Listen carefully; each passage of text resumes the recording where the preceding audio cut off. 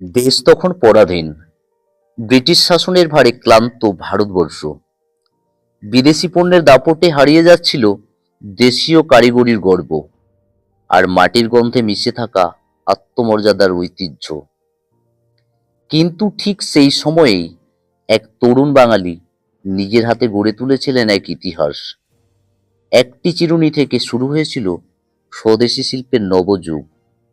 আজকের পর্বে আমরা জানব চিরুনি শিল্পের জনক, স্বদেশি শিল্পের পথিকৃৎ মন্মথনাথ ঘোষের অজানা গৌরবগাথা। আপনি দেখছেন অজানা মহাকাব্য, যেখানে আমরা খুঁজি ইতিহাসের অজানা অধ্যায়। ভারতবর্ষ তখন সংগ্রামের অগ্নিগর্ভ সময়। দেশে চলছে বিদেশি বর্জন আন্দোলন, স্বদেশি পণ্যের ডাক। সেই সময় জন্ম নিলেন এক তরুণ, যিনি স্বপ্ন দেখেছিলেন নিজের হাতে গড়বেন দেশের শিল্পের ভবিষ্যৎ। তিনি ছিলেন মন্মথনাথ ঘোষ। 1882 সালের 10ই জুলাই ব্রিটিশ ভারতের অধুনা বাংলাদেশের যশোহর জেলার মথুরাপুর গ্রামে জন্ম তার। পিতা রসিকলাল ঘোষ, মাতুল ছিলেন রাঁচির মাস্টারবাবু নামে খ্যাত মতিলাল দত্ত।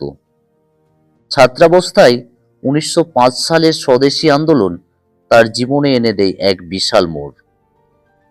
দেশ জুড়ে তখন বিদেশি পণ্যের বিরুদ্ধে জাগছে বিক্ষোভ, আর সেই আন্দোলনের ঢেউ এসে পৌঁছায় মন্মথনাথের তরুণ হৃদয়ে।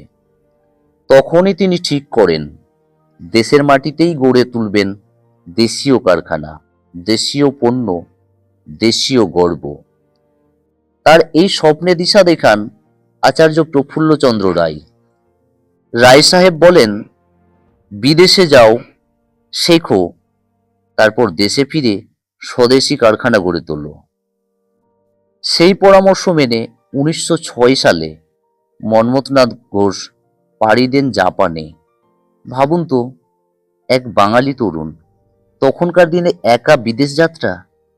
সেখানে তিনি শেখেন চিরুনি তৈরির কারিগরি বিদ্যা এবং সেলুলয়েডের কাজ।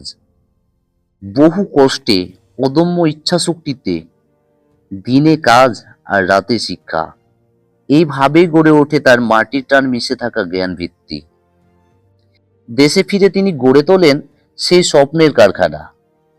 1909 সালে শুরু হয় প্রস্তুতি, আর 1910 সালে প্রতিষ্ঠিত হয় Jessore comb button and mat manufacturing company limited. এই কারখানায় তৈরি হতো চিরুনি, বোতাম, মাদুর, সবই স্বদেশী হাতে। তার সঙ্গে ছিলেন রায়বাহাদুর যদুনাথ মজুমদার, নড়াইলের জমিদার ভবেন্দ্রচন্দ্র রায়।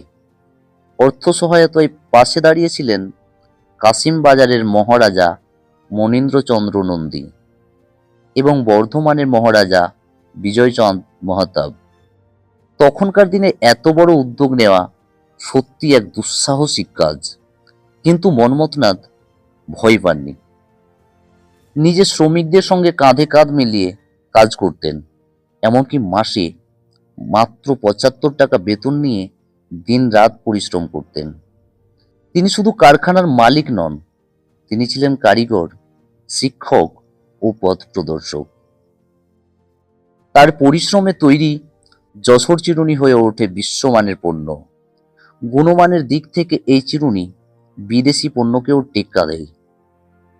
এক সময় এর সুনাম ছড়িয়ে পড়ে দেশ ছাড়িয়ে শুধু সিংহল, আজকের শ্রীলঙ্কা, মায়ানমার, মিশর, এমনকি আরব দেশ পর্যন্ত।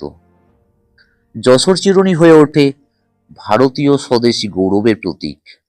কিন্তু অতিরিক্ত পরিশ্রমে তার স্বাস্থ্য ভেঙে পড়ে।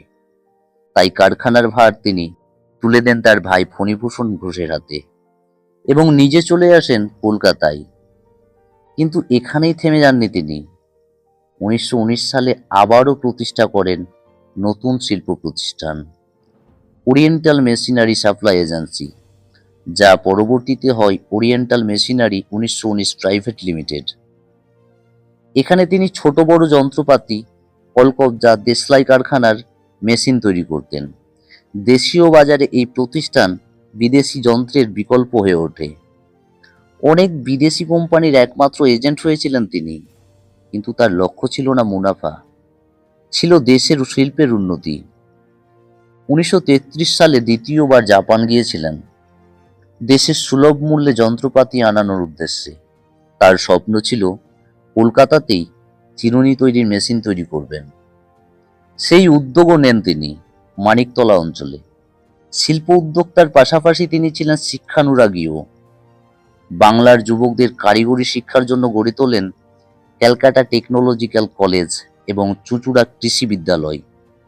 তিনি বিশ্বাস করতেন, যুবকদের হাতে যদি থাকে কারিগরি জ্ঞান, তবে দেশ নিজের পায়ে দাঁড়াতে পারবে। তার আরও এক অবদান, যশোহর ঝিনাইদহের মৃতপ্রায় রেললাইনটি তিনি কয়েকজন বিশিষ্ট ব্যক্তির সহায়তায় ব্রিটিশদের হাত থেকে উদ্ধার করেন। দেশীয় উদ্যোগ আর দেশপ্রেমের এক উজ্জ্বল নজির এটি। তবু শিল্প আর কাজের মাঝেও তিনি কখনো থামাননি সাহিত্য চর্চা। জাপানে তার অভিজ্ঞতা থেকে লিখেছিলেন একের পর এক বই: সুপ্ত জাপান, নব্য জাপান, জাপান প্রবাস, যেখানে তিনি লিখেছেন কিভাবে জাপানের শিল্পনীতি, পরিশ্রম ও দেশপ্রেম ভারতের তরুণদের অনুপ্রাণিত করতে পারে।